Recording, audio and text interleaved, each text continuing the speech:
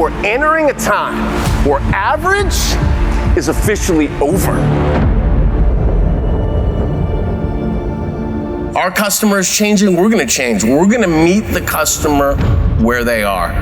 But wherever they are, what we have to get back to doing is winning those moments of truth, winning those moments of human connection, turning those transactions into relationships through a valuable experience. That's our competitive advantage. Ryan is one of us. He is an expert in sales and leadership. This is that moment where deep expert sellers who can convey and teach complex solutions focused on customer value win and win big. But what it takes is the fortitude to challenge your customer, to push them out of their comfort zone. And he is going to challenge each and every one of us to think about, what kind of a leader am I? There's an approach, a practice to leadership that actually can become a catalyst for growth and sustained competitive advantage. And that approach is human-centered.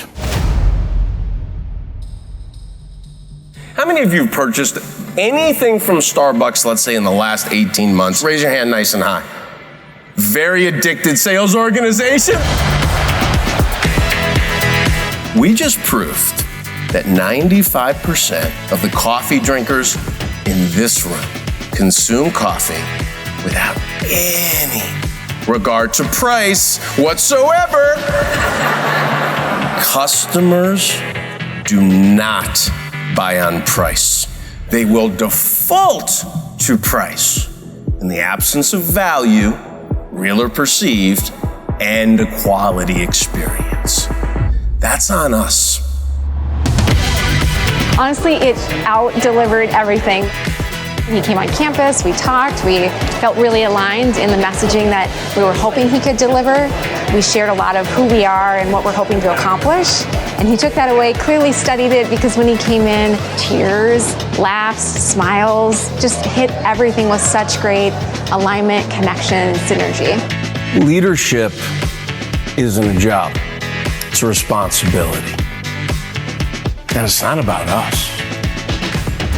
It's about humility, contribution, commitment, service, love, and helping other people become the best they are capable of being. You know, when I asked, hey, how many of you have received the gift of extraordinary leadership? And every hand in this room went up. And the smiles, the state changed in this room because you felt the impact of what that person gave to you. That's beautiful. That's human-centered leadership. Who's sitting in a room like this would put you on their list?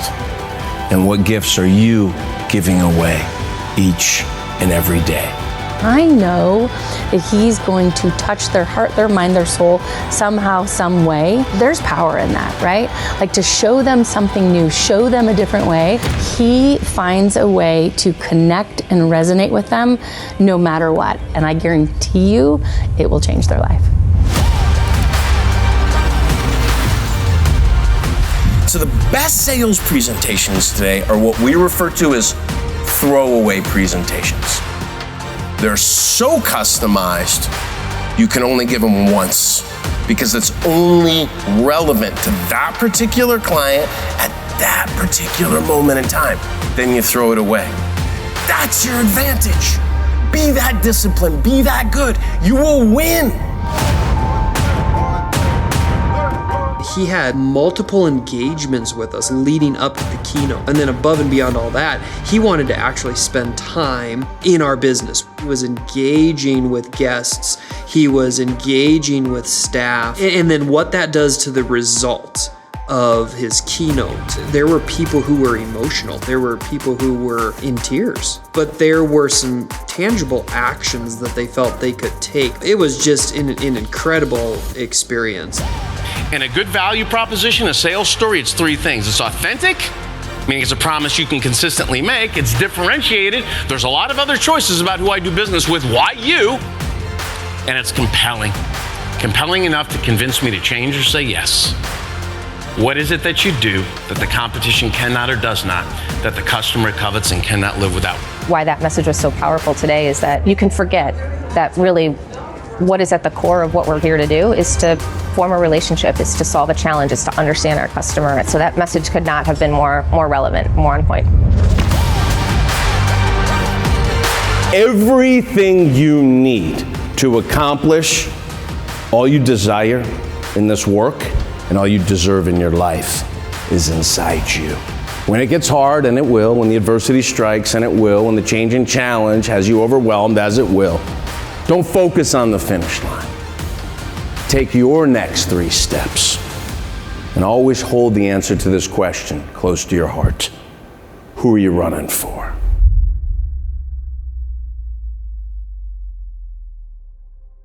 She hands me the drink, and she said this to me. Ryan, have a safe trip back to Cleveland. Go create some special memories with your family. Then when you come back through the Minneapolis airport, I want you to stop right here and tell me all about it. I was like, what the hell? I got about 20 feet away. I was a little overwhelmed, and I just paused. Most people would rather be anywhere else in the world on Christmas Eve than in an airport serving coffee. Not her. I mean, it was like she was meant to be there. So I had to go back. To go back and interrupt her. I said, excuse me, Lily. And she turns around, Ryan, is everything okay with the latte? I said, no. Latte is perfect, just like you said it would be. So I just had to come back and ask you, what is your secret to making such meaningful connections over serving coffee? She said, Ryan, I'm not serving coffee. I'm pouring happiness into people's lives. Yeah. She would have had no way of knowing this, but I was not in a good place. Flying back to Ohio that morning, it was going to be the last holiday I would get to spend with my dad. I will never forget that cup of coffee. When you choose consistently to show up as the best version of who you are, it gives you your best opportunity to meet people where they are. And you never know when someone needs you to be your best.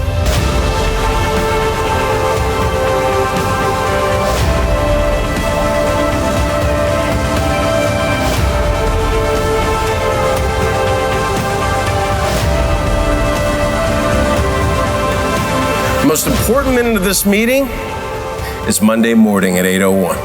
What are you gonna go do based on the week you spent here? What can you commit to?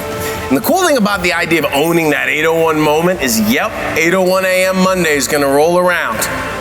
And you can decide how to show up, you can commit to growth. 12 hours later, 8:01 p.m. is gonna roll out. And if you show up there in service of others as the best version of you, 8:01 a.m., win the day, 8:01 p.m., pour into the people you get to love and the people that love you back. That's success. I did not know how emotional I was going to be during Ryan's presentation, and touching on the fact that we want to make sure we have a connection with our customers really kind of hit me, because I know that that's what we do at Caesars Entertainment.